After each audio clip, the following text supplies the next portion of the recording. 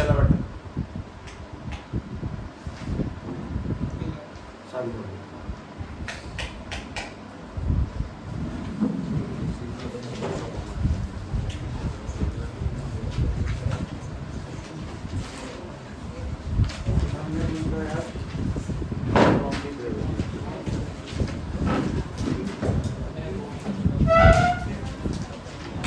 Button तो दबाई नहीं कर सीधे ना।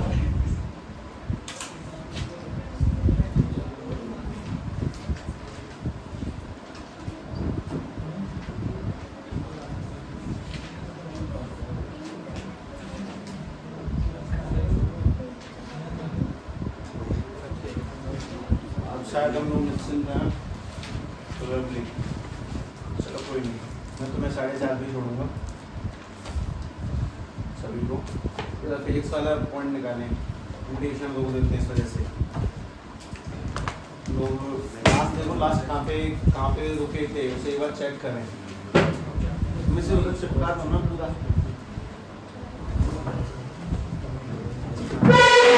पैर बचा के, हाँ हल्का सा बस, हाँ जिस पे बैठे हो और नहीं इस तरीके से बढ़िया।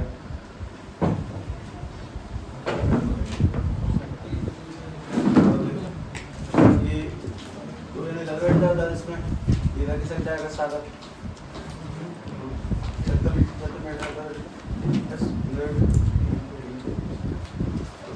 क्या गई है, बड़े हो गए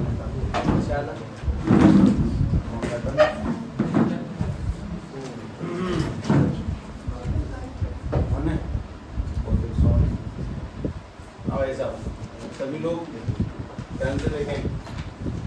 पहले कल वाला देखो, थोड़ा सा मोमेंटम बनने में थोड़ा टाइम लगता है, इस वजह से कह रहा हूँ। एक बार कल वाला मैच करो। तुम लोगों ने कल लास्ट कहाँ पे रोका था? तुम लोगों ने डेंसिटी पढ़ी थी। पहली बात तो लैम्डा किसे कहते हैं चार्ज अपॉन में लेंथ, दूसरा क्या था अपने पास में सिग्मा यानी कि चार्ज अपॉन में एरिया, और तीसरा दो यानी कि चार्ज अपॉन में वॉल्यूम। हमारे पास में सबसे काम की बात कि किसी बॉडी पे टोटल चार्ज होने से अच्छा मुझे उसकी डेंसिटी पता हो, जिससे कि किसी भी लेंथ, किसी भी एरिया, किसी वॉल्यूम का मैं चार्ज निकाल सकता हूँ। कुल मिला के बात ये, खैर वो भी छोड़ो। मैंने तुम्हें गॉस लॉ में मैप दिया था, उस मैप का पहला पॉइंट क्या है वो देखें एक बार। गॉस लॉ में जो मैप दिया था उसका पहला पॉइंट देखो, डेरिवेशन ऑफ गॉस लॉ। हाँ, हमें गॉस लॉ को आगे ड्राइव करना है कि भाई साहब ने ये सोचा, वो आखिर सोचा कहाँ से। डेरिवेशन ऑफ गॉस लॉ की बात हम लोग क्यों नहीं सोच सकते? तो बेसिकली ध्यान से सुने, गॉस लॉ की डेरिवेशन करने से पहले सभी को ये याद है ना, गॉस लॉ से हम लोग निकालते क्या है? फ्लक्स। और फ्लक्स निकालने का तरीका क्या अपने पास में? चार्ज इनसाइड अपॉन में एप्सिलॉन नॉट। गॉस लॉ से फ्लक्स निकालने का बेसिक सा तरीका अपने पास, चार्ज इनसाइड अपॉन में एप्सिलॉन नॉट। तो आखिर ये बना कैसे, इसको बनाने का तरीका क्या है, उसको समझने के लिए तुम्हें बहुत छोटी मोटी बातों को ध्यान से देखना पड़ेगा। सबसे पहली बात, हम लोगों ने फ्लक्स का सबसे पहला फॉर्मूला क्या लिखा था? फ्लक्स इज इक्वल टू में ई ए cos थीटा, और हम इसको ये क्या चीज, इसे क्या कहते हैं? एरिया। और cos थीटा क्या चीज है?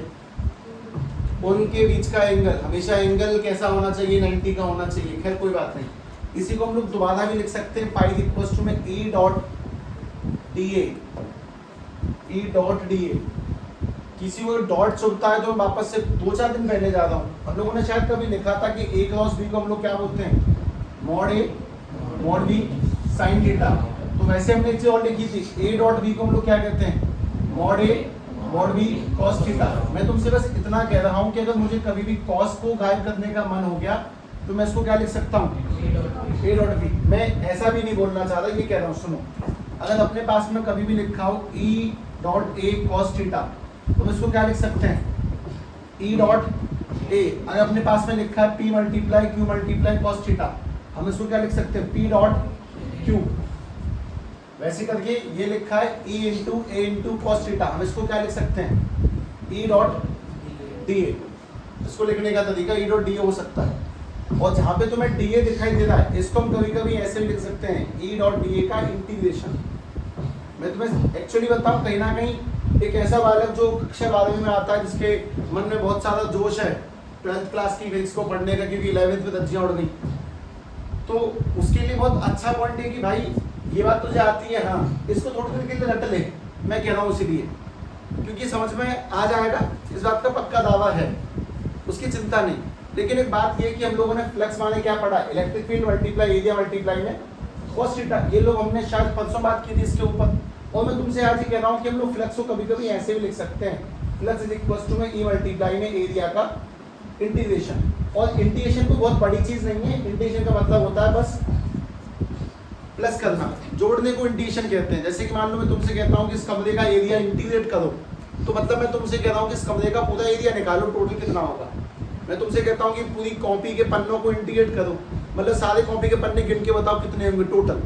उसी चीज को हम लोग बेसिकली इंटीग्रेशन कहते हैं। तो तुम लोगों के लिए सबसे बस अच्छी वाली बात ये कि किसी को भी इस चक्कर में नहीं पड़ता है कि ये ई डॉट डी ए क्या चीज़ है, ये सब तो मैं संभाल लूंगा, इसकी चिंता मत करो, ध्यान से देखना। अगर हम तरीके से दोबारा आ जाए, पहली बात मुझे पता है कि साहब फ्लक्स इज इक्वल टू में, बेसिकली हमने पढ़ा है फ्लक्स इज इक्वल टू में ई ए cos थीटा होता है। कल को अगर मेरा मन करेगा तो मैं इसको लिख सकता हूँ ई डॉट डी ए, मत इसे ऐसे भी लिख सकते हैं, ये और ये सेम चीज़ है, इससे घबराएंगे नहीं। और हमें बेसिकली ड्राइव क्या करना है वो तुम ऊपर देखो, हमें निकाल के क्या लाना है, फाई इज इक्वल टू में क्यू इनसाइड अपॉन में एप्सिलॉन नॉट, क्योंकि यही तो है गॉस लॉ। हमें गॉस लॉ की डेरिवेशन करनी है, जो कि इतनी खतरनाक है भी नहीं। अगर तुम गॉस लॉ की डेरिवेशन करना चाहते हो तो बेसिकली एक चीज बताओ, ये कौन सा फिगर है, स्फीयर। और मैंने इस स्फीयर के अंदर जानबूझ के एक बहुत बढ़िया चीज बनाई है, इसमें एक चार्ज है क्यू नाम का, स्फीयर के अंदर चार्ज है क्यू नाम का। तुम लोग मुझे छोटी मोटी बातों के बारे में बताना, ज्यादा कुछ नहीं। अगर चार्ज अंदर है तो उसमें से क्या बाहर निकल रही होंगी, इलेक्ट्रिक फील्ड लाइंस, तो इसका फ्लक्स तो होगा ही होगा, डेफिनेटली इसका फ्लक्स होगा।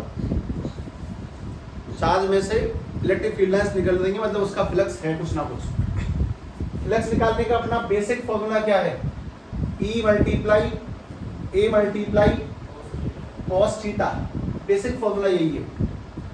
और अगर मैंने तुमसे कल को ऐसा कुछ कह दिया कि भाई सुन कि फ्लक्स निकालने का फॉर्मूला E डॉट डी ए है, तो तुम्हें ये भी बुरा नहीं लगना चाहिए, E dot D a integration, हम cos को गायब कर सकते हैं। उसी वक्त मैं तुमसे एक बात और पूछता हूँ, क्या तुम मुझे बता सकते हो कि इलेक्ट्रिक फील्ड निकालने का फॉर्मूला जो तुमने सबसे पहले सीखा था किसी भी सिंगल चार्ज की वजह से, वो क्या था, के क्यू अपॉन में। और इसीलिए मैं तुमसे लगातार कह रहा हूँ रिवाइज, इलेक्ट्रिक फील्ड निकालने का जो बेसिक फॉर्मूला था वो था के क्यू अपॉन में आर स्क्वायर। इसमें आर क्या चीज है, इसकी रेडियस। तो सभी लोग बस ध्यान से छोटे मोटे सवालों के जवाब दो, कुछ नहीं। इलेक्ट्रिक फील्ड का फॉर्मूला के क्यू, इसके अंदर कितना चार्ज है वो क्यू इनसाइड, और अपॉन में क्या चीज लग जाएगी, इसकी रेडियस का आर स्क्वायर, इनटू में डी ए, मतलब कि इसका एरिया। किसी को याद है सरफेस एरिया ऑफ स्फीयर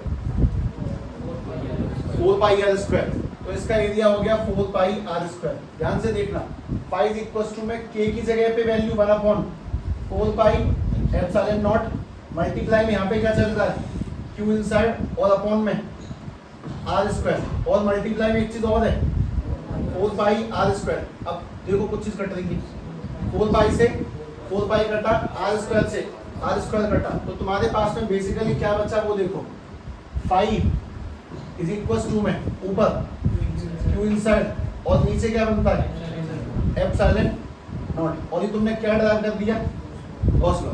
और कहां से ड्राइव किया, बेसिक फ्लक्स के फॉर्मूले से, E dot A cos theta से, बेसिक फ्लक्स के फॉर्मूले से गॉस लॉ की डेरिवेशन। कोई बहुत कठिन खेल नहीं है, लेकिन हाँ इस खेल को एक बार दोबारा देख लेना चाहिए, कुछ किस नहीं जाता मेरा उसको दोबारा करने में, अगर बात वापस से अच्छी समझ में आ सकती है तो।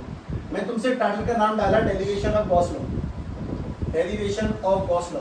और डेरिवेशन ऑफ गॉस लॉ नाम के टॉपिक का सीधा सीधा मतलब है कि मैं ड्राइव करना चाहता हूँ कि कैसे भी फ्लक्स इज इक्वल टू में चार्ज इनसाइड अपॉन में, चार्ज इनसाइड अपॉन में एप्सिलॉन नॉट लेके आ जाऊं। अगर मैं ये लेके आया मतलब मैं डेरिवेशन खत्म कर ली। और इस डेरिवेशन को करने के लिए तुम्हें बस इतना ध्यान रखना है, बिना किसी सवाल जवाब के, कि हम कौन सा शेप लेंगे, स्फीयर। हम इसके अंदर क्या मानेंगे, अपने पास में एक चार्ज है, उसका नाम कितना है, क्यू।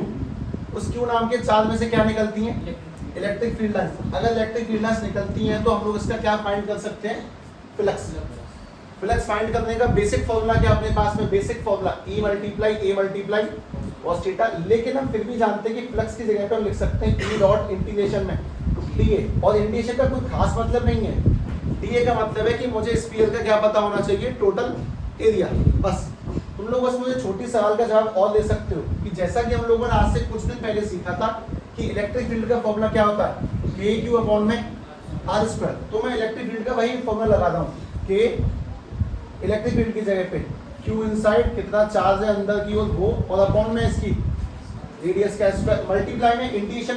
मैंने तुम्हें इंटीग्रेशन थोड़ी करवाया, मैं तो तुमसे ये कह रहा हूँ कि मुझे स्फीयर के एरिया का फॉर्मूला बता दो।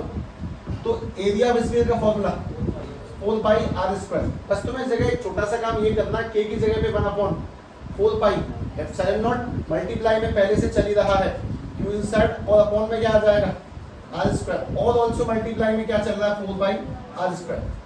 4 पाई से 4 पाई कट गया और आर स्क्वायर से आर स्क्वायर कट गया, तो तुम्हारे पास में फ्लक्स की वैल्यू क्या बन जाएगी, क्यू इनसाइड अपॉन में एप्सिलॉन नॉट। हाँ भाई, इस चीज को अब ध्यान से, बिल्कुल ध्यान से लिख लें तरीके से। This is derivation of Gauss law. कोई बहुत बड़ी चीज नहीं है और इंटीग्रेशन का कोई खास मतलब नहीं है, बस सीधी सीधी बात है कि एरिया का फॉर्मूला पता होना चाहिए। हम पुराने गॉस लॉ से, पुराने फ्लक्स वाले फॉर्मूले से नए गॉस लॉ का इजाद कर पाते हैं, पुराने मेन फ्लक्स वाले फॉर्मूले से नए गॉस लॉ का इजाद किया, दैट्स इट।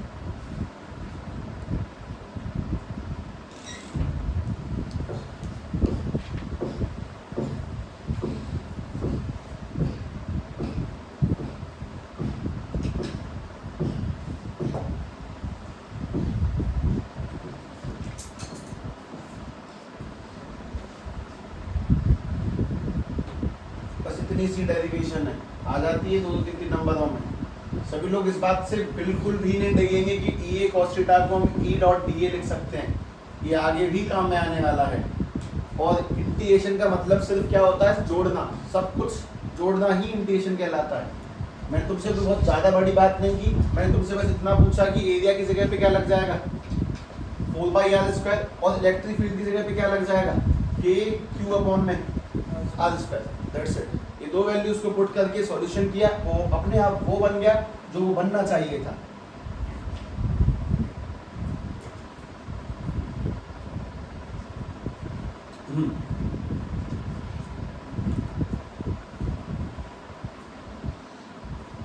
ये तुम्हारा पहला पढ़ा है ना।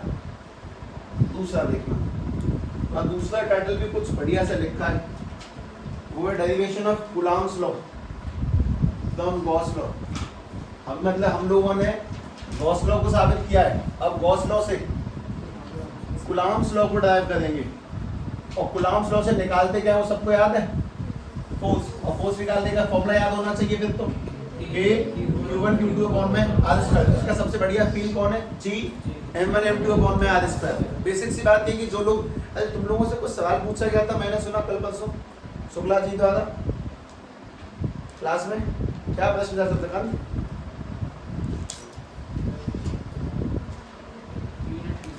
काय की बस, अच्छा, तो ठीक है, कोई बात नहीं। हाँ भाई, हम लोगों ने भी गॉस लॉ की डेरिवेशन की है। सभी लोग एक बहुत बढ़िया चीज सीखें कि मेरे स्क्रीन पे कलर बदलने से तुम नहीं सीख जाओगे, तुम्हें अपने आप लिखना पड़ेगा। बिना लिखी बातें नहीं आती है, कोई बहुत बड़ी चीज नहीं है, ठीक है। इन्हें रिवाइज करें, तुमने अब तक जो भी पढ़ा है बस उसे रिवाइज करें। हमारे पास में लगभग अराउंड 40, 50, 60 क्वेश्चन होंगे, उनको करें, वो लगभग हो जाएंगे। जो ना हो उन्हें छोड़ दें, कोई बात नहीं, पर ठीक है। हम लोगों ने मेन ई ए cos थीटा से क्यू इनसाइड अपॉन में एप्सिलॉन नॉट का पता लगा लिया। अब तुम्हारे पास में अगले काम पे आते हैं। मैं डेरिवेशन करना चाहता हूँ गॉस लॉ से, किसकी, कूलॉम्स लॉ के। ध्यान से देखना, इसे हटाते हैं ना। देखो अपने टॉपिक का नाम डेरिवेशन ऑफ, अपना बी पार्ट है ये, गॉस लॉ में बी पॉइंट चल रहा है। डेरिवेशन ऑफ क्या आएगा, Coulomb's law, derivation of Coulomb's law from Gauss law. Gauss के नियम से कूलॉम्स लॉ की डेरिवेशन, ये बहुत बार आया हुआ सवाल है, बहुत बार आया है कि इससे उसको ड्राइव करो जो पहले पढ़ा था। मतलब क्या, वो समझें। पिछली कहानी ध्यान में रखें, मैंने बस ई की वैल्यू डाली है और एरिया डाला, वो सब कुछ कट कट हो गया, अपने आप कुछ सिंपल सा रह गया। इसको ध्यान से समझने की कोशिश। सबसे पहली चीज, सबके पास में ये वाला जोन है। पहला फ्लक्स का फॉर्मूला क्या है? ई ए कॉस थीटा, ठीक। दूसरा फ्लक्स का फॉर्मूला क्या है? क्यू इनसाइड अपॉन में एप्सिलॉन नॉट। और दोनों ही फ्लक्स के फॉर्मूले, तो कभी भी ऐसा भी हो सकता है कोई तुम्हारे सामने लिख दे ई ए कॉस थीटा बराबर के क्यू इनसाइड अपॉन में एप्सिलॉन नॉट। तो ऐसा भी हो सकता है कि कभी कोई तुम्हारे सामने ऐसे लिख दे ई इंटीग्रेशन में डी ए बराबर के क्यू इनसाइड अपॉन में एप्सिलॉन नॉट। तुम इन सभी बातों के लिए तैयार रहोगे, कोई बहुत कठिन चीजें नहीं है। दोनों फ्लक्स के फॉर्मूले तो दोनों को इक्वल रख सकते हैं, तो ए कॉस थीटा को कभी कभी इंटीग्रेशन में भी रख सकते हैं। ऐसा कुछ मैंने तुमसे कहा। अब मैं वापस से उसी फिगर पे आता हूँ जिस फिगर पे हम लोग फिलहाल चल रहे थे। जैसे अगर अपने पास में कभी भी कोई स्फीयर आ जाए, ठीक,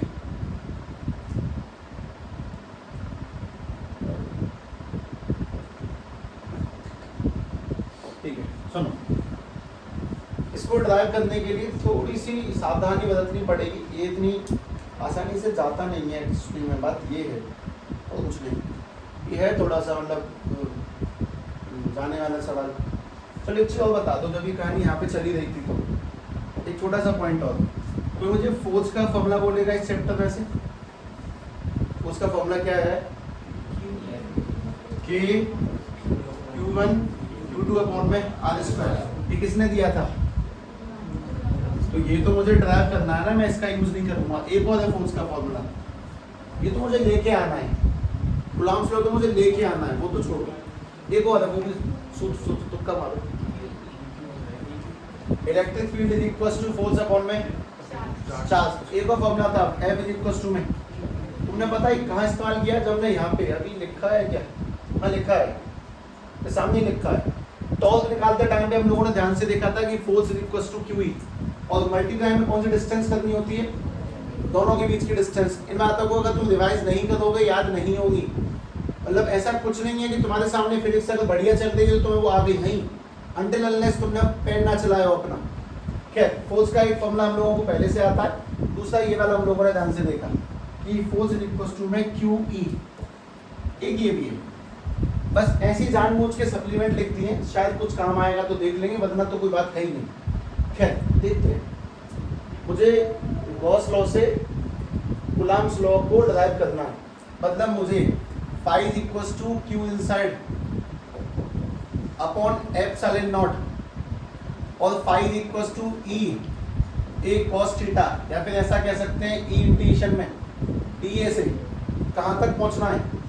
एफ इज इक्वल टू के Q1 Q2 अपॉन में आर स्क्वायर। सबसे पहले तो उस टाइटल का मतलब समझो, मुझे क्या करना है। मुझे इस गॉस लॉ के दोनों सिद्धांतों का इस्तेमाल करते हुए यहाँ तक जाना है, कैसे भी घूम घाम के। एक बहुत बेसिक सी बात है, अगर तुम लोगों ने जीवन में कभी नहीं देखा तो ऑब्वियसली तुम में से कोई से नहीं कर सकता। बहुत बहुत क्लियर कट स्टेटमेंट है। अगर हमने कभी जीवन में देखी ही नहीं है तो हमसे ये होगी भी नहीं, इसलिए देखनी ध्यान से, कठिन नहीं है ज़्यादा। सबसे पहले इन दोनों को मैंने कंबाइन किया, इन्हें कंबाइन करेंगे तो E dot D a integration और इज इक्वल टू में क्यू इनसाइड अपॉन में एप्सिलॉन नॉट। ठीक, जरा मुझे एक बात दोबारा से बताएंगे। ये एक चार्ज है, उसके अंदर ये सब क्यू वगैरह रखा हुआ है, इसका एरिया कितना होगा स्फीयर का?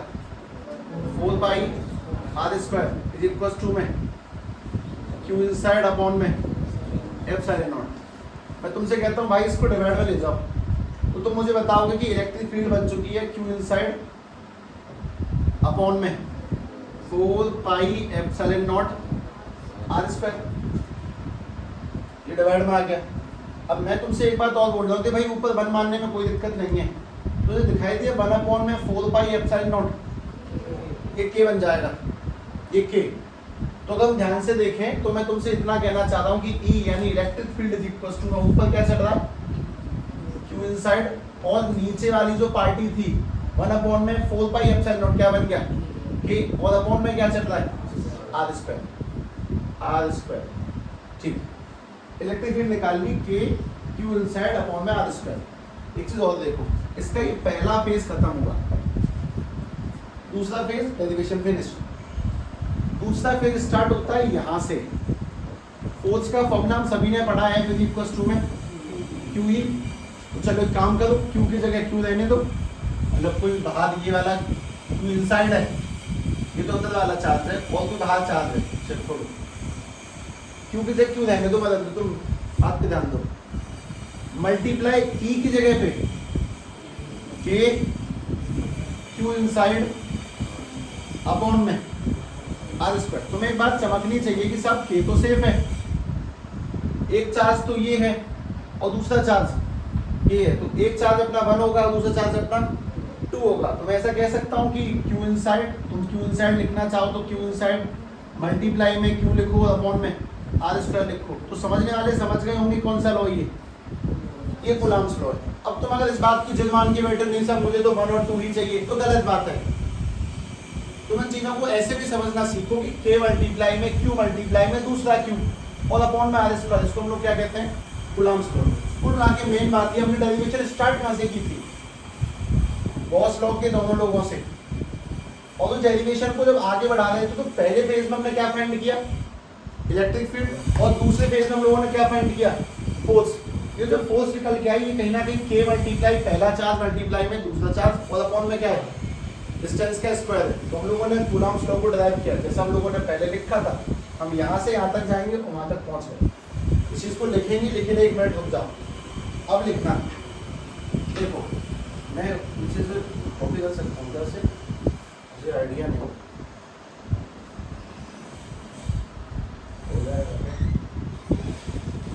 कॉपी अच्छी अगली स्लाइड पे नहीं जाएगा। प्रतीक भाई आजा भाई, थोड़ी सी समस्या हो गई प्रतीक,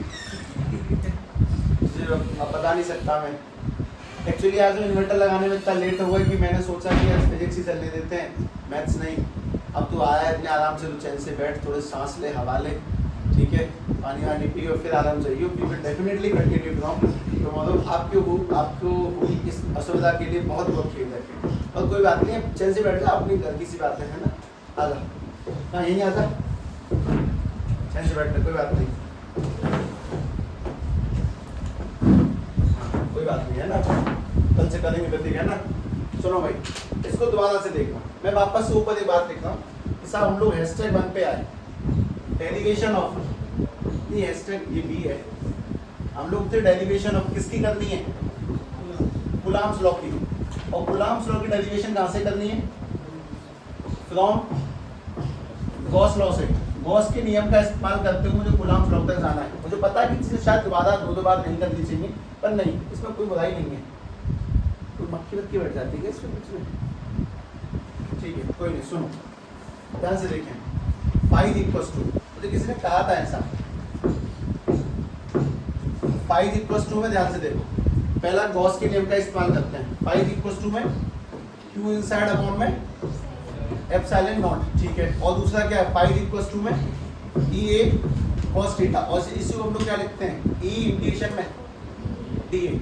अगर मेरा मन किया तो मैं दोनों को इक्वल में डाल सकता हूँ, यानी कि क्यू इनसाइड अपॉन में epsilon naught is equals to में ई इंटीग्रेशन में डी ए। बेसिक सी बात है, तुम लोग ये जानते हो कि हम ये जो जितनी भी डेरिवेशन करेंगे इस पूरे लिहाज में, तो सबसे बढ़िया फिगर कौन सा माना जाएगा अपने पास में, स्फीयर। और स्फीयर में बेसिकली मान लेंगे कि कोई भी एक चार्ज अंदर है, दैट इज क्यू इनसाइड। तुम्हारा मेन काम यहाँ से आगे शुरू होता है कि तुम्हें बस मुझे इतना बताना है कि क्यू इनसाइड तो बिल्कुल सेफ्टी से जाएगा, अपॉन में एप्सिलॉन नॉट रहेगा ही रहेगा, ई रहेगा ही रहेगा, डी ए की जगह पे, एरिया ऑफ स्फीयर की जगह पे 4 पाई आर स्क्वायर। जब तुम 4 पाई आर स्क्वायर को नीचे जमाते हो तब तुम्हें समझ में आता है क्यू इनसाइड अपॉन में 4 pi R square epsilon not और इज इक्वल्स टू में ई। उस वक्त सभी को एक चीज और दिख जाएगी, ई इज इक्वल्स टू में ये 1 अपॉन में 4 पाई एप्सिलॉन नॉट, 4 पाई और एप्सिलॉन नॉट, ये क्या बन जाएगा के, साथ में क्या चल रहा है, क्यू इनसाइड और अपॉन में, भाई सोचो आराम सोचो, 4 पाई एप्सिलॉन नॉट, ये क्या बन गया के, और उसके साथ साथ नीचे क्या चल रहा है आर स्क्वायर अपनी जगह पे सेफ है। अब मैं इस डेरिवेशन की सेकंड फेज का स्टार्टिंग करने जा रहा हूँ। फोर्स का फॉर्मूला क्या होता है QE, जब फोर्स निकालेंगे तो Q मल्टीप्लाई में E की जगह पे K Q इनसाइड अपॉन में आर स्क्वायर, और F इज इक्वल टू में K Q इनसाइड मल्टीप्लाई में Q और अपॉन में आर स्क्वायर। और ये किसकी डेरिवेशन हो गई कूलम्ब्स लॉ की। और कहाँ से हुई है स्टार्टिंग गॉस के नियम से। हाँ ये आना चाहिए, मतलब इससे पहले तो गॉस का नियम आना चाहिए और ये आना चाहिए। और दोनों कारणों में बस वही मेन चीज कि हम कितनी बार लिखते हैं, यहाँ से घर जाने के बाद में कितनी बार लिखते हैं, उससे डिसाइड होगा कि तुम कितना अच्छा सीखते हो।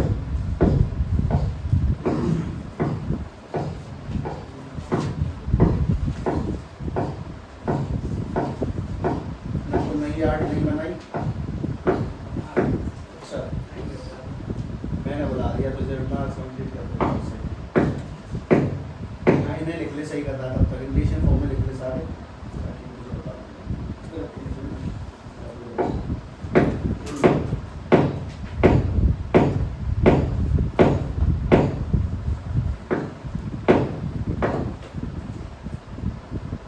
सभी लोग इस बात को ध्यान से समझे कि एक बात देख लेने से चीजें दिमाग में नहीं घुसेंगी, अनटिल अनलेस तुम इधर लिखते नहीं। और ये बहुत काम की आवश्यक सामग्रियां हैं, गॉस के नियम को डिराइव करना और गॉस के नियम से कूलॉम के नियम की डेरिवेशन, दोनों बहुत इंपॉर्टेंट टॉपिक है, ध्यान रखो इस चीज को।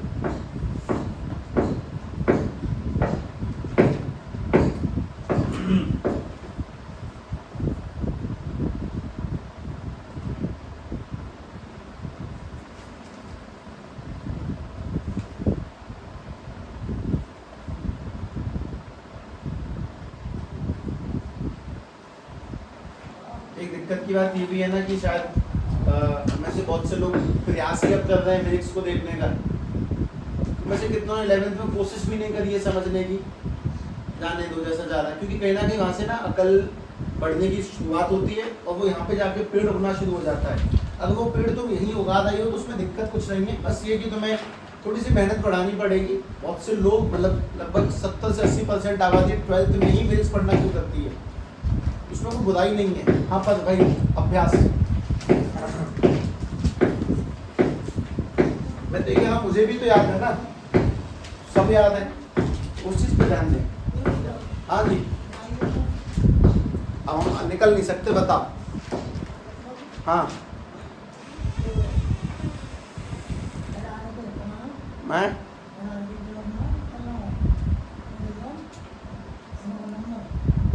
खेदाद वाले ये उन पे होगा, श्याम के पापा पे, पदम अंकल पे होगा नहीं तो लाला भैया पे है।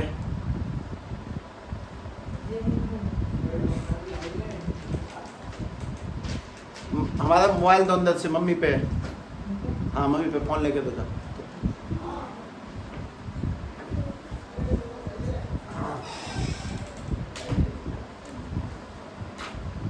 ये वाली मामले को ध्यान से देखें, पहले क्या निकाला इलेक्ट्रिक फील्ड और फिर क्या निकाला है फोर्स। इलेक्ट्रिक फील्ड भी कहाँ से निकाली, दोनों को मिक्स करके। बस दिक्कत की बात ये कि मैंने तुम्हें दो डेरिवेशन इकट्ठी करा दी है, पिछली और ये वाली, इस वजह से थोड़ी सी कहानी अजीब है। लेकिन अब टॉपिक बदल ही देते हैं। सभी लोग ध्यान से चैप्टर के मैप में वापस से जाओ, गॉस लॉ वाले में। तो मुझे तीसरा पॉइंट बताओ क्या है।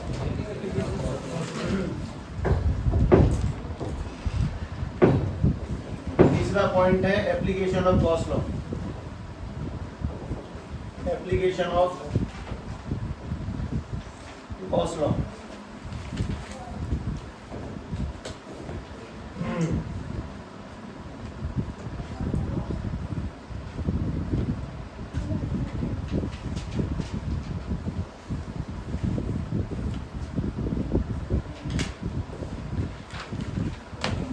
और एप्लीकेशन में दो बातें लिखी होंगी भाई, उसे भी देखो, तुमने आधी बात बोली है मुझे। एप्लीकेशन में गॉस लॉ में भी कुछ है, तीन है। हाँ तीन है। पहला तो है इनफिनाइट वायर, एक प्लेन शीट है और एक स्फेरिकल शेल है।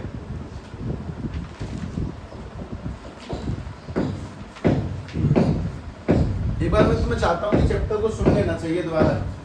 चैप्टर में सबसे पहला पॉइंट तुमने क्या पढ़ा है? फोर्स, कूलम्ब्स लॉ को मिला के। उसका तुमने क्या निकाली? इलेक्ट्रिक फील्ड ठीक है बॉन्ड में आर स्क्वायर। फिर तुमने डायपोल के बाद में भी क्या निकाली? इलेक्ट्रिक फील्ड 2kPa बॉन्ड में x क्यूब। फिर दोबारा निकाली इलेक्ट्रिक फील्ड इक्वेटोरियल पे kPa बॉन्ड में x क्यूब। फिर दोबारा निकाली इलेक्ट्रिक फील्ड जनरल पॉइंट पे kPa बॉन्ड में x cube under root 3 cos square theta plus 1।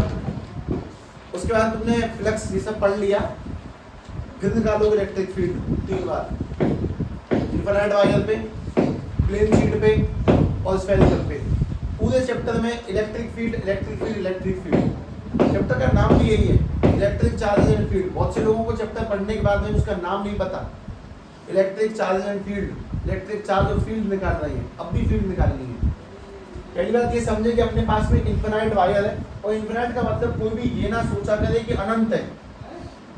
Infinite का बस मतलब इतना सा होता है कि हमारी पहुंच से बाहर है, हमारी रेंज में नहीं है, बस ये वाली कहानी है। मतलब ऐसा मान लो कि मैं तुमसे ये कहना चाह रहा हूँ कि किसी चींटी के लिए ये जो कमरा है वो इनफिनिट है। चींटी के लिए कमरा इनफिनिट है। मैं तुमसे अगर और अच्छे से कुछ बातें कहूँ तो ऐसा मानो कि अपने सामने बहुत लंबा सा पेड़ खड़ा है, वो पीछे लंबे लंबे पेड़ देखे वो लिपस्टिक के, ला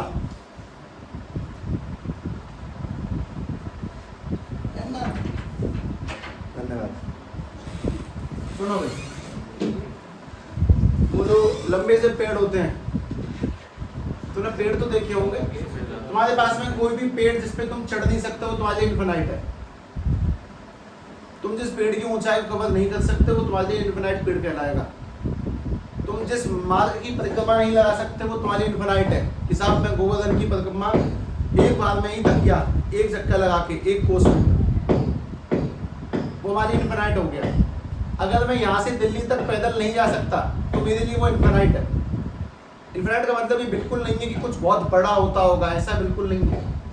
अगर मेरे सामने डंबल रखे हुए हैं और मैं उन्हें नहीं उठा सकता तो मेरे लिए वो वजन इनफिनिट है। जो काम हमारी पहुंच से बाहर है उसको हम अनंत कहते हैं। ऐसा कुछ नहीं है अनंत यानी अंतरिक्ष बहुत दूर खत्म ही नहीं हो रहा है, ऐसा नहीं है। जो काम हमारी पहुंच से बाहर है उसको इनफिनिट बोला जाता है।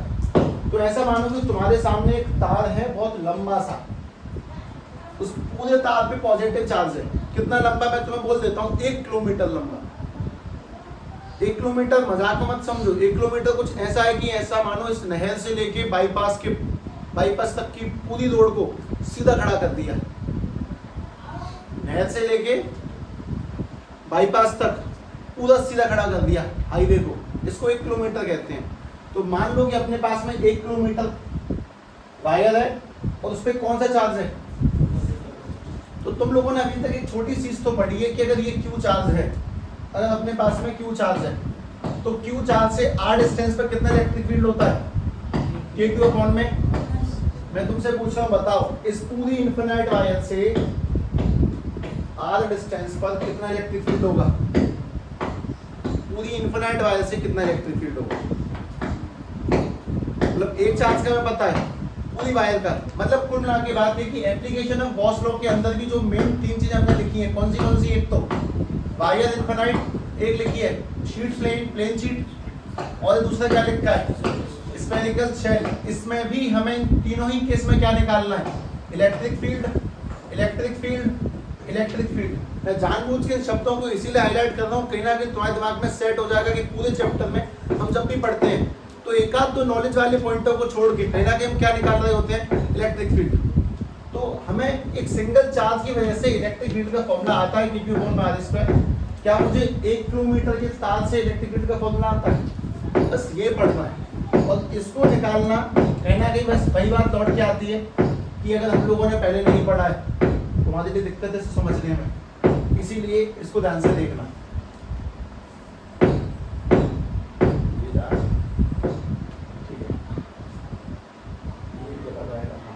देखो सवाल ये है, दोबारा बोल देता हूँ, क्वेश्चन सिंपल सा। ये जो वायर है, इस वायर के द्वारा आर डिस्टेंस पर कितना इलेक्ट्रिक फील्ड होगा, उसको कैसे निकालेंगे। सिंगल चार्ज हमें निकालना आता है, ये वाला कैसे फाइंड होगा वो समझना है। और तुम्हें एक बात और बता दी जाए, तुम्हारे पास कितने पार्ट है टोटल। जब तुम लोगों को डाइपोल पढ़ा था तो गेम ऐसा था कि पहला सबसे आसान है, अगला उससे कठिन है, अगला सबसे कठिन था। यहाँ उल्टा है, यही हार्ड लगेगा, बाकी दोनों 3-3 लाइन में खत्म हो जाते हैं। ये जाएगा तुम्हारा कम से कम 3-4 पन्नों के आसपास समझने के दृष्टिकोण से। लिखने में तो इसमें भी 8-10 लाइनें होती हैं। सोचते हैं, ध्यान से देखना कि गॉस लॉ लगाने की सबसे पहली कंडीशन क्या थी, सरफेस कैसा होना चाहिए, क्लोज्ड। तो इस वायर के हिसाब से एक ऐसा सरफेस सोचो जो इसको बिल्कुल फिट बैठाता हो। एक ऐसा सरफेस सोचें जो वायर के हिसाब से बढ़िया मैच करता हो। एक और सोचना चलो, अपने पास में ये चार्ज है, सिंगल चार्ज, इसके हिसाब से कौन सा सरफेस ज्यादा अच्छा बैठेगा, तुम बताना अपने दिमाग से, है ना। ये वाला सरफेस ज्यादा बढ़िया बैठेगा इसके लिए कि ये वाला ज्यादा बढ़िया बैठेगा, बोलो बोलो। इस सिंगल चार्ज के लिए, इस चार्ज के लिए स्फीयर एक अच्छा सरफेस है, छूट गया बस। स्फीयर एक अच्छा सरफेस है कि सिलेंडर अच्छा सरफेस है। इस सिंगल चार्ज के लिए सिमेट्रिक सरफेस कौन है, स्फीयर। इसके लिए सिलेंडर नहीं है। अपने दिमाग से सोचना, अभी डेरिवेशन शुरू नहीं होगी, सारा का सारा समय बस इन छोटी मोटी बातों कवर करने में लग जाएगा। और जो भी फिजिक्स में समय लगेगा वो पहले चैप्टर के अंदर लगता है, कहना कि बहुत सी फाउंडेशन खत्म करवानी होती है इस वजह से। खैर कोई बात नहीं, ये क्या हुआ।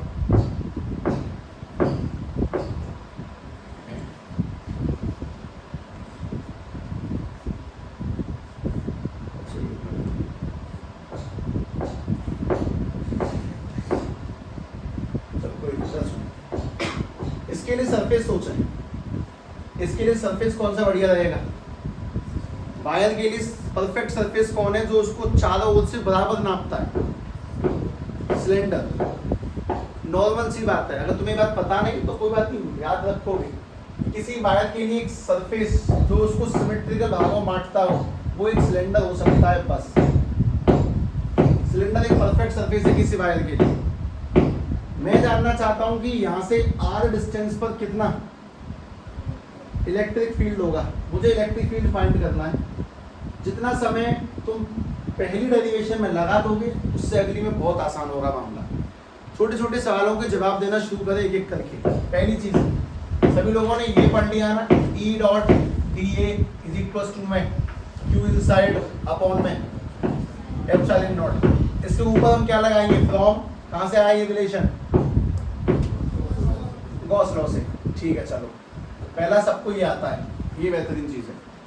दूसरी चीज, इस सिलेंडर की लेंथ ऊपर से लेके नीचे तक कुछ मान लो।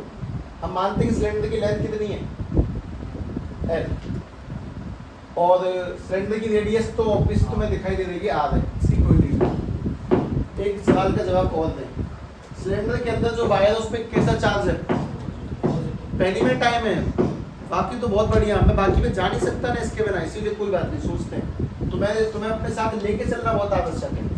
इस पे पॉजिटिव चार्ज है, पॉजिटिव चार्ज में इलेक्ट्रिक फील्ड लाइंस बाहर जाएंगी कि अंदर, बाहर। तो मैंने इसमें से इलेक्ट्रिक फील्ड लाइंस निकाल दी, दोनों तरफ निकाल देंगे। पॉजिटिव चार्ज में से इलेक्ट्रिक फील्ड लाइंस निकाल दी कुछ इस तरह से। ये इलेक्ट्रिक फील्ड लाइंस है पॉजिटिव चार्ज की वजह से। ठीक है, जरा गौर से देखो और मुझे एक चीज बताओ कि इस पूरे सरफेस पे, इस पूरे सिलेंडर में कितने सरफेस हैं, कितने फेस हैं। उन्होंने 7th क्लास में कुछ सवाल किए थे क्या ऐसे कि इसका टॉप व्यू कैसा दिखेगा, साइड व्यू कैसा दिखेगा, फ्रंट व्यू कैसा दिखेगा, ऐसा कोई क्वेश्चन किया किसी ने? Top view, side view, front view, इस तरह के। जैसे कि मान लो मैं तुमसे कह रहा हूं कि इसे देखना, ये मैंने ऐसे सिलेंडर बना दिया। सभी लोग मुझे इसका टॉप व्यू बता सकते हैं, टॉप व्यू कैसा दिखेगा? जब तो इसको ऊपर से देखेगा तो कैसा दिखेगा, गोल। इसका बॉटम व्यू कैसा दिखाई देगा, ये भी गोल दिखेगा। इसका फ्रंट व्यू कैसा दिखाई देगा? सिलेंडर सामने से कैसा दिखेगा? ऐसे सामने से ये दिखेगा, मतलब सिलेंडर की शैडो जब तुम देखोगे ऐसी दिखाई देगी। तुम किसी भी गोल मार्कर की शैडो देखना, मेरे पास है तो सही वैसे शैडो यहाँ है, हाँ ये सिलेंडर है और ये कैसा दिखाई देता है? एक रेक्टेंगल जैसा, गोल नहीं दिखाई देगा शैडो में। इसके front view, top view, side view. तो मुझे दोबारा से बात बता दो कि इस सिलेंडर के कितने फेस हैं?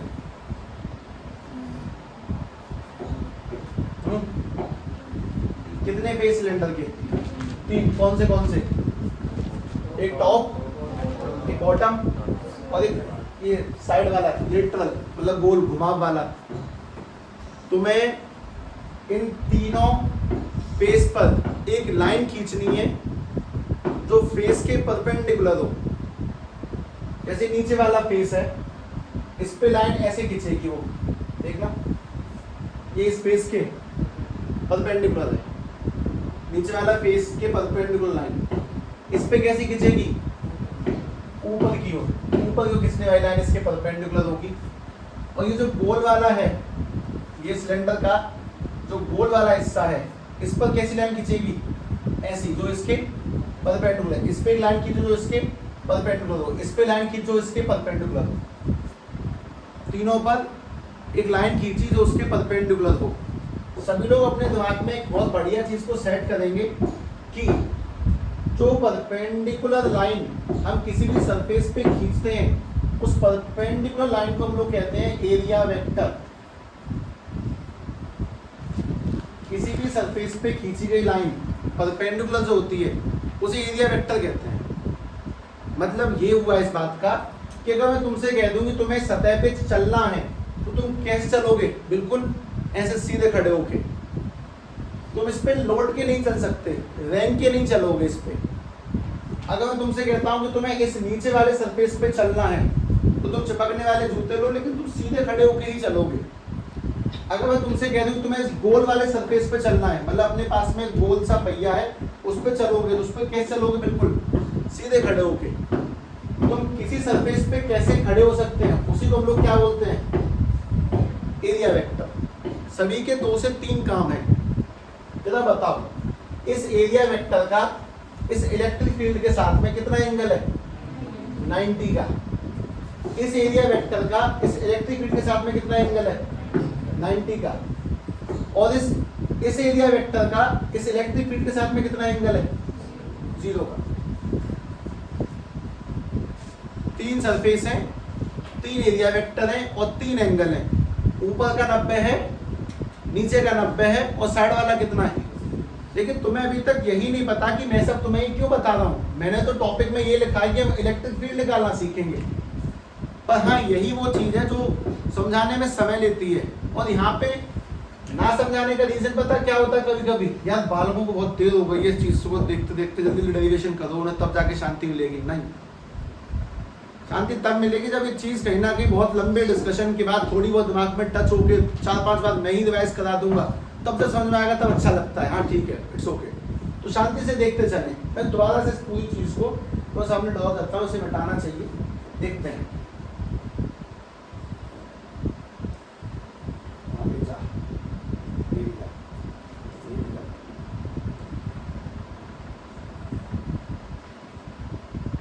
ठीक है, ध्यान से देखना भाई। हम लोग एक सरफेस ड्रॉ कर रहे हैं,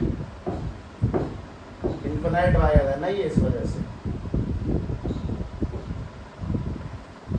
ठीक, जरा ध्यान से सवालों के जवाब। पहला, इस पॉजिटिव चार्ज की वजह से निकलने वाली इलेक्ट्रिक फील्ड कैसी होगी? अब ये जो ग्रीन कलर से मैंने तुम्हारे सामने ड्रॉ किया, इनको हम लोग क्या कहते हैं? Electric field. ये सभी इलेक्ट्रिक फील्ड है जो ग्रीन से ड्रॉ हो रही हैं, वो सभी इलेक्ट्रिक फील्ड है। Electric field, electric field, electric field, electric field, क्योंकि वो पॉजिटिव से दूर जाती है इस वजह से। ये सारी इलेक्ट्रिक फील्ड है। अब मेरा अगला सवाल, मैं तुमसे पूछता हूँ कि बताओ एरिया वेक्टर कैसे बनेगा? तीनों सरफेस के परपेंडिकुलर। ये पहले सरफेस के परपेंडिकुलर एरिया वेक्टर है, ये दूसरे के परपेंडिकुलर एरिया वेक्टर है, और ये तीसरे के परपेंडिकुलर एरिया वेक्टर है। तब तुम्हें एक बात और समझ में आती होगी कि पहले वाले सरफेस से जो एंगल बना वो कितना है 90 का, दूसरे से जो एंगल बना वो कितना है 0 का, और तीसरे से जो एंगल बना वो कितना है, किस किस के बीच का, एरिया और इलेक्ट्रिक फील्ड के बीच में, एरिया और इलेक्ट्रिक फील्ड के बीच में जो एंगल है वो दो जगह 90, एक जगह 0 है। बस अभी तक तो इतना दिमाग में डालें। उसके बाद सुने, मेरा तुमसे बहुत बारीक प्रश्न ये भी है कि जरा सोच समझ कर बताओ कि इस सिलेंडर की लेंथ कितनी है, L, वायर की लेंथ भी L है। सवालों के जवाब देना। तुम जानते हो कि नीचे वाले सरफेस का एरिया, नीचे सरफेस का एक सर्कल है, उसका एरिया कैसे निकलेगा पाई आर स्क्वायर। ऊपर वाला सरफेस भी एक सर्कल है, उसका एरिया कैसे निकलेगा पाई आर स्क्वायर। और ये वाला एक गोल सरफेस है, तो पता है सिलेंडर की गोलाई का CSA का फॉर्मूला क्या होता है 2 पाई आर एच। तो इस वाले सरफेस का एरिया निकलेगा 2 पाई आर एल, उसकी लेंथ L है। ये पूरी सामग्री इकट्ठा करने के बाद मैं इसमें पुट करने जा रहा हूँ, ध्यान से देखना। डीए का मतलब क्या है, सारे एरिया जोड़ दो, सारे जोड़ते हैं, 3 एरिया अपने पास में, E मल्टीप्लाई पहला area pi R square into में cos 90 E A cos theta plus E multiply दूसरा area 2 pi R L cos 0 plus तीसरा area E multiply pi R square cos 90 is equal to में क्या चल रहा है charge, equal to में charge inside और अपॉन में एप्सिलॉन नॉट। तो मैं ध्यान से देखा दो चीजें खत्म हो गई, कौन सी वो दो चीजें वो भी देखो। पहला cos 90 0 और ये वाला cos 90, अपने पास जो बचा वो ये है E multiply 2 pi R L और इक्वल टू में Q इनसाइड और अपॉन में एप्सिलॉन नॉट। मैं तुमसे कहता हूँ कि हमें निकालना क्या था बेसिकली इलेक्ट्रिक फील्ड। इस पूरे चैप्टर का मेन सिस्टम इलेक्ट्रिक फील्ड। तो इलेक्ट्रिक फील्ड निकालने के लिए तुम इस पूरी पार्टी कहाँ ले जाओगे नीचे। तो electric field is equal to में Q इनसाइड अपॉन में 2 pi R L epsilon naught. अब मैं तुम सभी से एक छोटी सी चीज कहता हूँ, उसे ध्यान से देखना, उस चीज को समझो कि electric field is equal to में, तो मैं कल बोला था चार्ज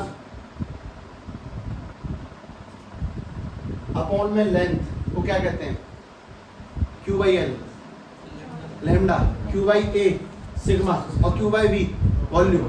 तो Q बाई एल को हम लोग कह सकते हैं लैम्डा अपॉन में 2 पाई आर एप्सिलॉन नॉट। ये इलेक्ट्रिक फील्ड का फॉर्मूला हो गया किसके द्वारा, इनफिनाइट वायर के द्वारा। ये जो हमने ड्राइव किया वो क्या ड्राइव किया है इलेक्ट्रिक फील्ड, हमने ड्राइव क्या किया electric field U to a infinite wire. और ये डेरिवेशन स्टार्ट कहां से हुई है,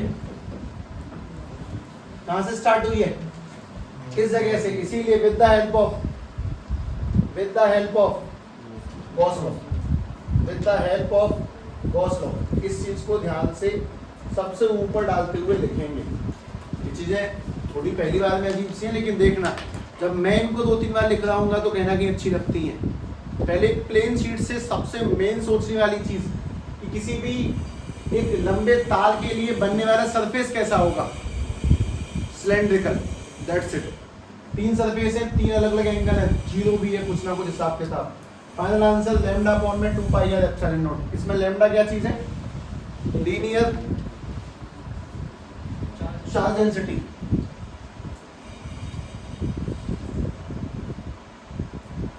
जरा सोचो कि हाँ चलो डिफरेंट दिख रहा है वो तो चलो बढ़िया बात है, जैसा भी है। ये है बहुत कॉम्प्लेक्स वाकई में पहली नजर में।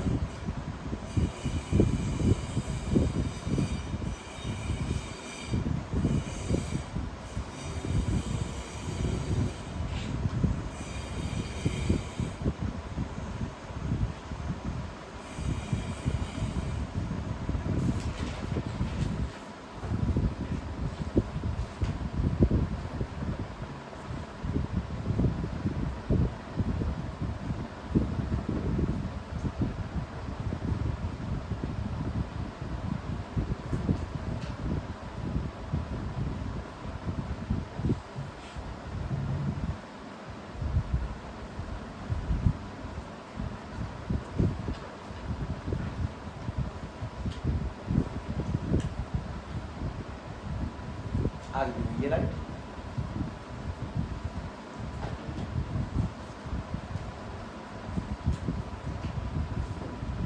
दो सरफेस का काम तमाम होगा क्योंकि उनके बीच में और एरिया के बीच में एंगल 90 का था, वो 0 हो गए। मजबूरन चीज़ों को थोड़ा याद करते हुए लिखने की कोशिश किया करें, समझते हुए लिखने की कोशिश करें, लेकिन पहली चीज़ याद करते हुए।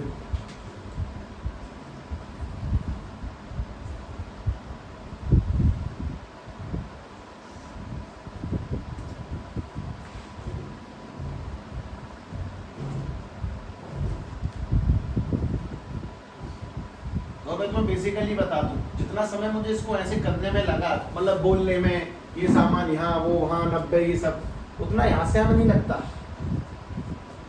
डेरिवेशन तो ये है, बाकी सब तो सामग्री है कि उसको लगाने में बहुत टाइम लग जाता है। ये एरिया है, ये 90 है। एरिया वेक्टर का मतलब हम किस सरफेस पे कैसे खड़े होके चल सकते हैं सीधे, तो हर सरफेस पे सीधी लाइन खींचना, उसी को एरिया वेक्टर कहते हैं।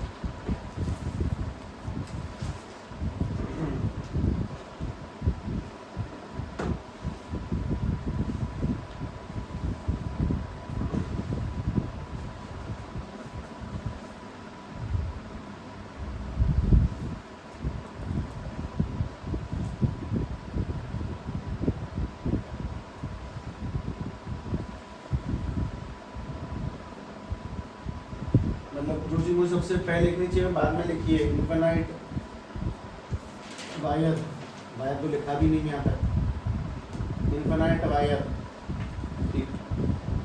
इनफिनाइट वायर के द्वारा निकाली गई इलेक्ट्रिक फील्ड। अगली बार किससे निकालनी है? प्लेन शीट से, है ना, उसको भी समझते हैं। शायद उसके बाद ऐसा लगेगा कि यार ध्यान तो रहा है पर मैं भूल सकता हूँ, मुझे घर पे शायद एक बार देख लेना चाहिए। वो फील होगा तुम्हें अगला करके, दोनों सेम सेम से अच्छे आसान है, इतना कठिन कुछ है नहीं, पर मुझे टाइम नहीं लगेगा तुम्हें समझाने में, देखना। बस सभी लोग एक ही बात, to revision as much as you can, nothing else.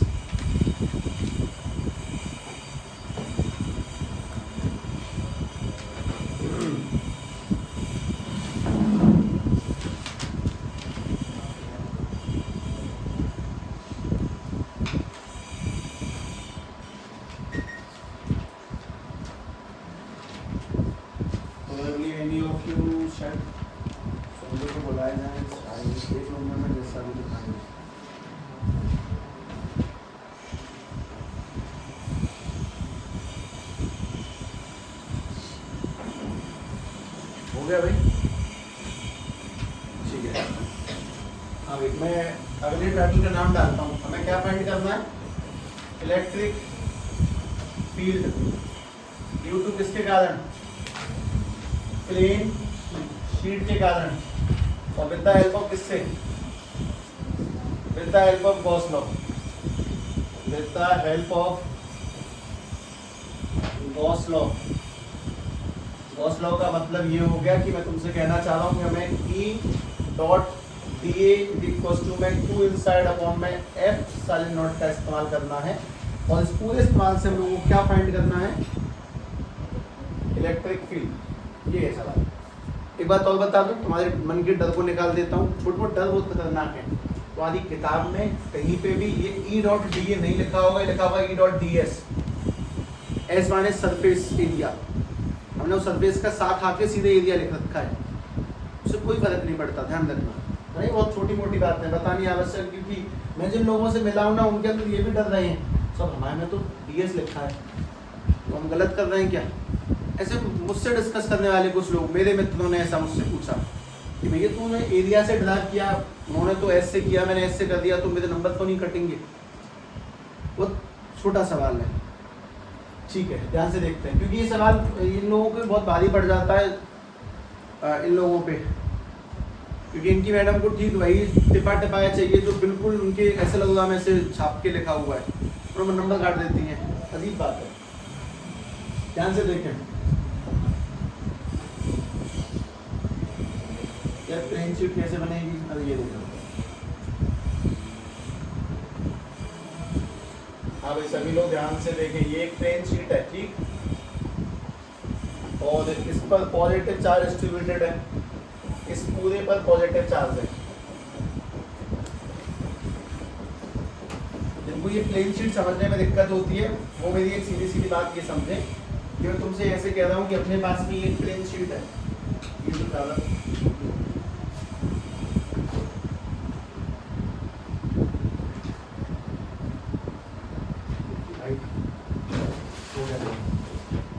हाँ भाई, ये एक शीट है, ये एक प्लेन शीट है ऐसे करके 2 डायमेंशनल। इस पे दोनों तरफ क्या फैला हुआ है, पॉजिटिव चार्ज।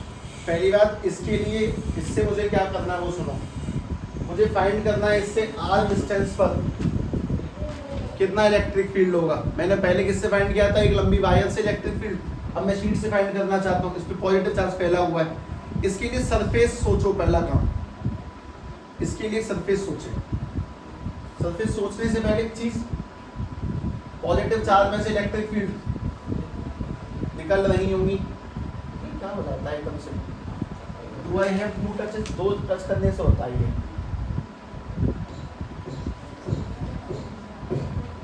ठीक है। इलेक्ट्रिक फील्ड लग जाती होगी प्रोबेबली, ठीक है। इलेक्ट्रिक फील्ड, ये इलेक्ट्रिक फील्ड है पॉजिटिव चार्ज से। सभी लोग सरफेस सोचो, सरफेस। पिछली बार सिलेंडर बना था, नहीं सोच सकते भाई, गलत सवाल पूछ रहा हूँ मैं तुमसे कि तुमसे कह रहा हूँ कि सोचो, नहीं होता सोचना ऐसे, कोई सोच ही नहीं सकता। वो बताया जाता है, वो तुम्हारे दिमाग के द्वारा रिसीव किया जाता है, फिर तुम उसको समझते हो कि अच्छा ऐसे सोचना, बस इसलिए मैं तुम्हें बताता हूँ। इसके लिए भी जो सरफेस होगा, I just want to know कि ये रोटेट हो सकता है कि नहीं। भाई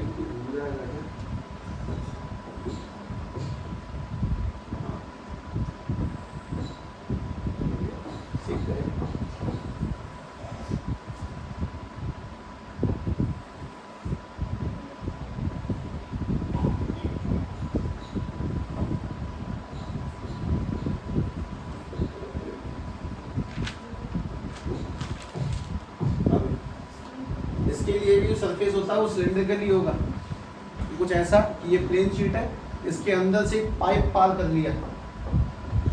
इसके लिए भी सरफेस सिलेंडर माना जाता है, वो भी लेटा हुआ सिलेंडर।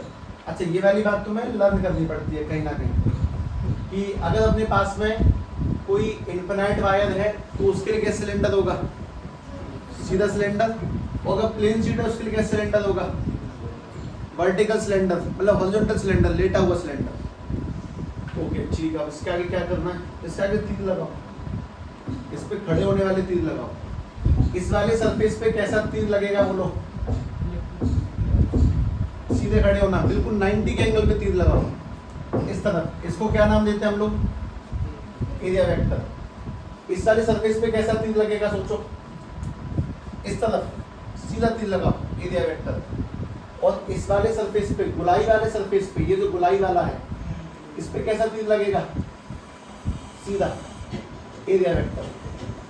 तो सभी को छोटे सवाल का जवाब देना है बहुत ध्यान से कि बता भाई, इस बार एरिया के बीच में और इलेक्ट्रिक फील्ड के बीच में कितने का एंगल है, 0 का। यहाँ पे कितने का एंगल है इलेक्ट्रिक फील्ड और एरिया के बीच में, 0 का। और यहाँ पे कितने का एंगल है, 90 का। Okay, all done. डेरिवेशन शुरू करते हैं।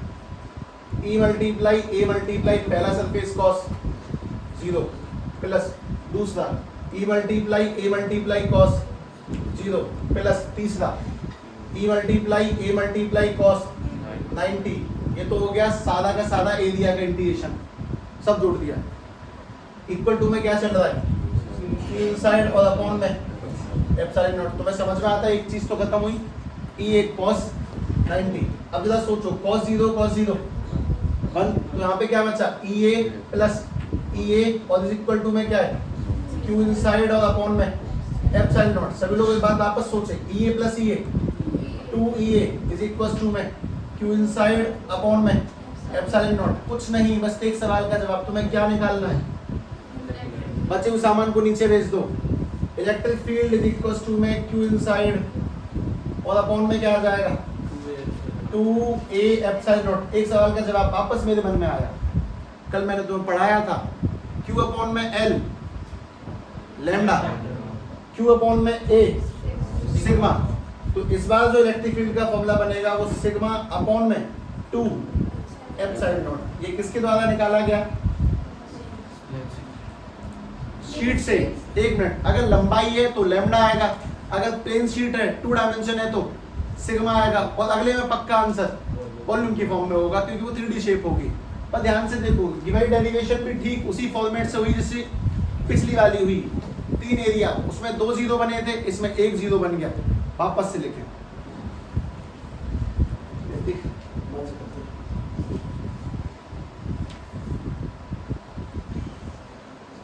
हमें जिसको नहीं पता है वो जान ले, किस गौतम बुद्धा का क्रिएटर प्रतीक है।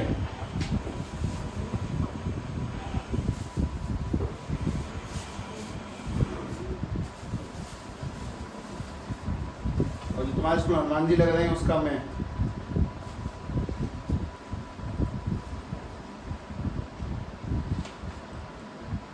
दूसरा प्रतीक है, बहुत अच्छा आर्टिस्ट है, बहुत बढ़िया ड्राइंग बनाता है। जिन लोगों ने इसका चैनल सब्सक्राइब नहीं कर रखा वो कर लेना, आज मैं उसकी लिंक भेज दूंगा तुमको सुल्तान ग्रुप पे। मतलब support each other always and forever. हाँ भाई, ये समझ में आता है, बिल्कुल पुरानी कट कॉपी पेस्ट है, तो थोड़े से फॉर्मेट बदल दिए हैं, तो बस उस बात को दिमाग में नहीं ला, सीखो एंड नथिंग।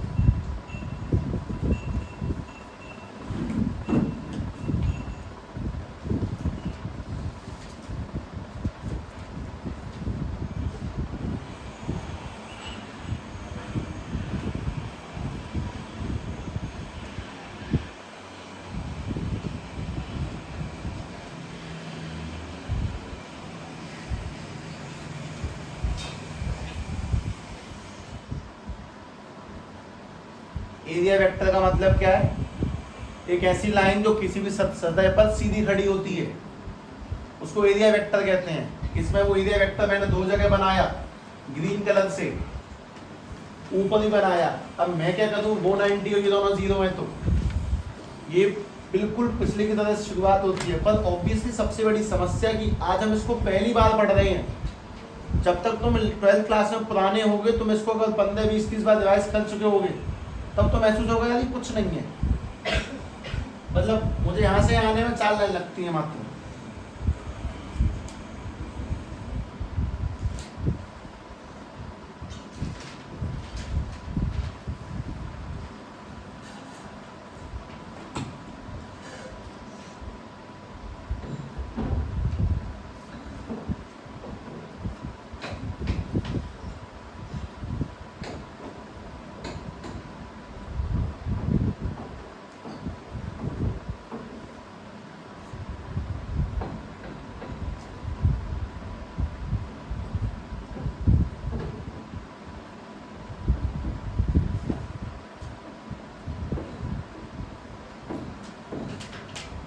लेकिन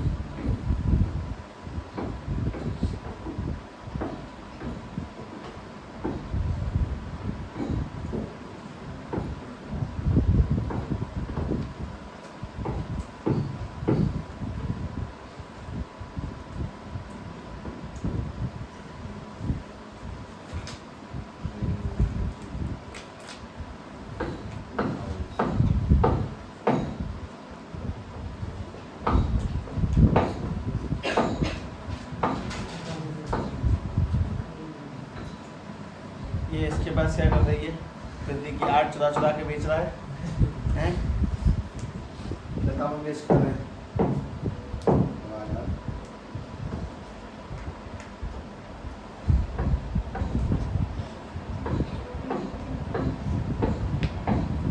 देख लो कुछ को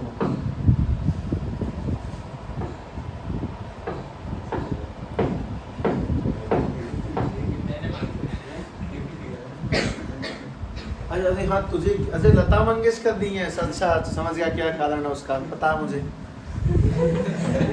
हाँ हाँ हाँ, अरे वो देता अरिजीत सिंह। हाँ। नहीं तो उसका क्या नाम है, जुबिन जुबिन।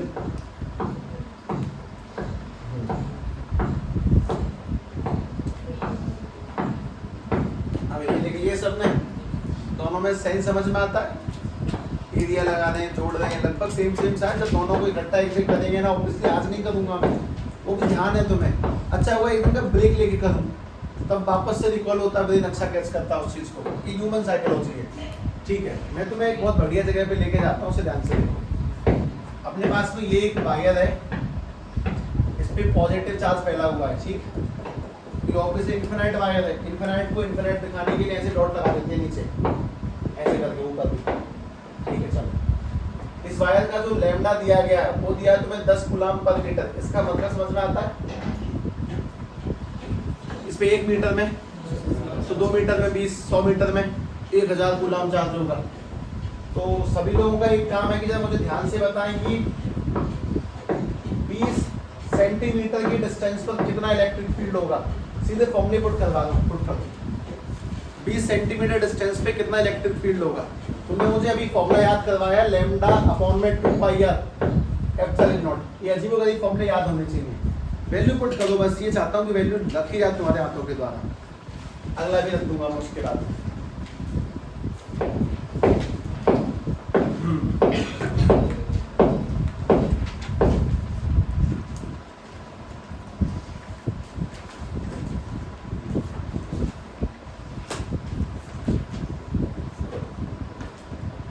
अगर चार्ज पॉजिटिव की जगह नेगेटिव हुआ तो ये फॉर्मूला चलेगा, बढ़ेगा, कोई दिक्कत नहीं है।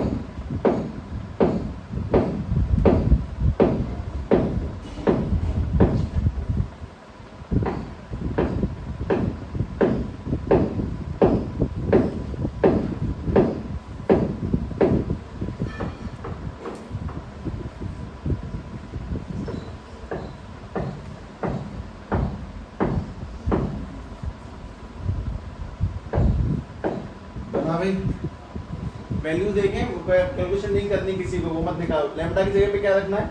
10 अपॉन में 2 मल्टीप्लाई पाई की जगह पे 3.14। रेडियस की जगह पे कितनी डिस्टेंस है? सेंटीमीटर में नहीं चलेगा, यानी 20 सेंटीमीटर को मीटर लाने के लिए 100 का डिवाइड किया, और एप्सिलॉन नॉट की वैल्यू 8.85 10 की पावर माइनस बाद है। मेरा इंटरेस्ट है कि अगर तुम इलेक्ट्रिक फील्ड निकाल रहे हो तो तुम बिल कैलकुलेट बाद में करना। इसके पीछे की यूनिट बोल दो, न्यूटन मीटर स्क्वायर पर कूलम। इसमें निकालना है, इस वाले में इलेक्ट्रिक फील्ड। बस ये फॉर्मूले दिमाग में, हाथों में याद हो जाए। लैम्डा अपॉन में 2 पाई आर एप्सिलॉन नॉट चलते फिरते पूछे जाने वाला सवाल है। तुम्हें बस लिखने का अभ्यास होना चाहिए, बेहतरीन होना चाहिए।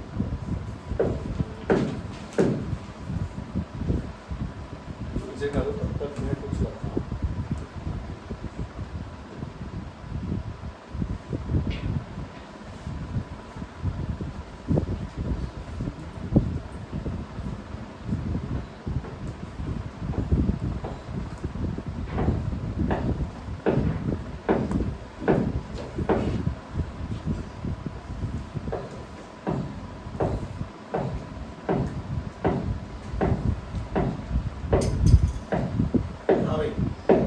की जगह पे 20 coulomb per metre square, 1 metre square में 20 कूलम है, और 2 मल्टीप्लाई में सीधे सीधे एप्सिलॉन नॉट की वैल्यू 8.85 10 की power minus 12 newton metre square पर कूलम। ये देख बहुत साधारण प्रश्न का जवाब, बस बहुत सिंपल है। आसान कौन सा है? फॉर्मूला शीट की length, sheet sigma upon 2 epsilon not, मतलब यहाँ पे एप्सिलॉन नॉट तो फिक्स ही होता है और सिग्मा की वैल्यू मिल जाएगी। यहाँ पे दो चीजें चाहिए, कौन सी? लैम्डा भी चाहिए और उसकी रेडियस भी चाहिए। यहाँ पे रेडियस का कोई लफड़ा नहीं। अब तुमने दो डेरिवेशनों को देखा, वापस से देखना है एक बार। लेट मी से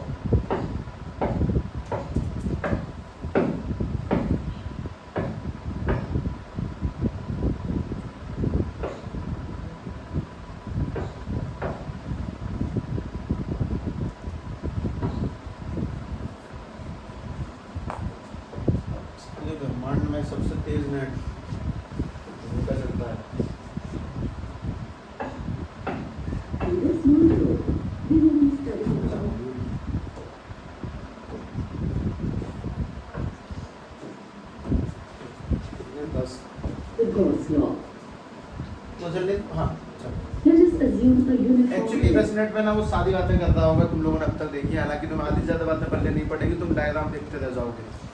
मैं भी जाता हूँ ना जहाँ से मज़े आए तुम्हें शायद। ये याद हुआ क्या? E equals to K Q upon R square derive कर रहा है। थोड़ा और आगे चलो।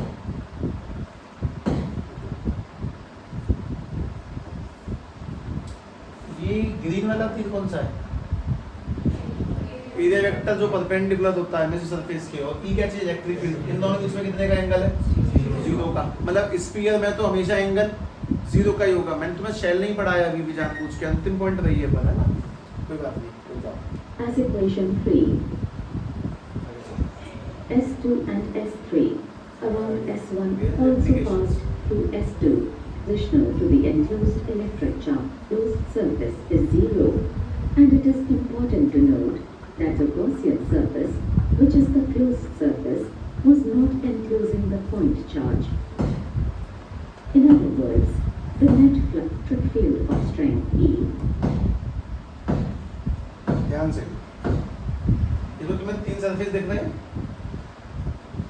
वो तीनों सरफेस ध्यान से देखो। इसमें तीनों सरफेस देखो, पहला सरफेस ये, दूसरा ये, तीसरा ये।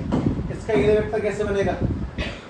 परपेंडिकुलर। इसका एरिया वेक्टर परपेंडिकुलर, इसका एरिया वेक्टर उस तरफ परपेंडिकुलर।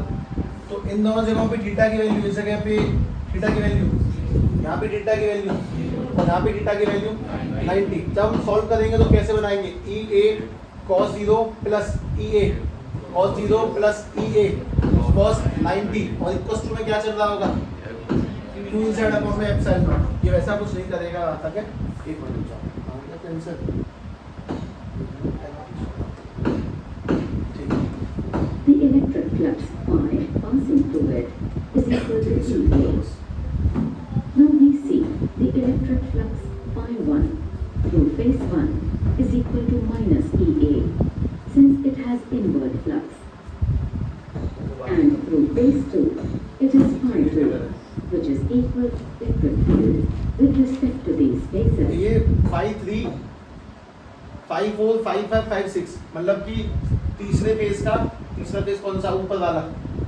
चौथे फेज का, पांचवें फेज का और छठवें फेज का 0 क्यों है?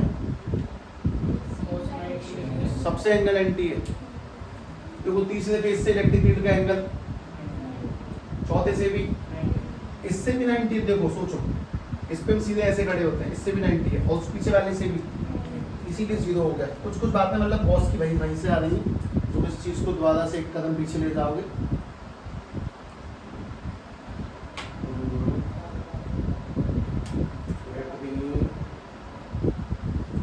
Surface is positive.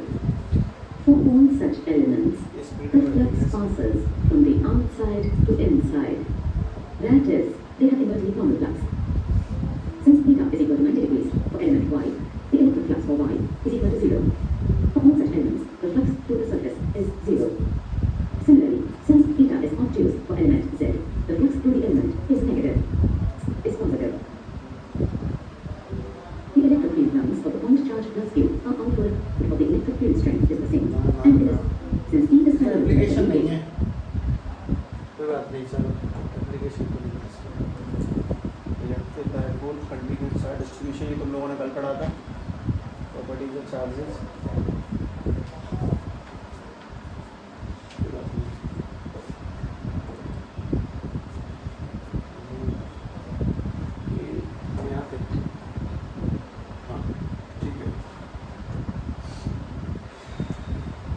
चलो अब अगला, अपना अगला मुद्दा देखो, अंतिम पॉइंट देखो, तुम्हारे चैप्टर के मैप का आखिरी देखो क्या है।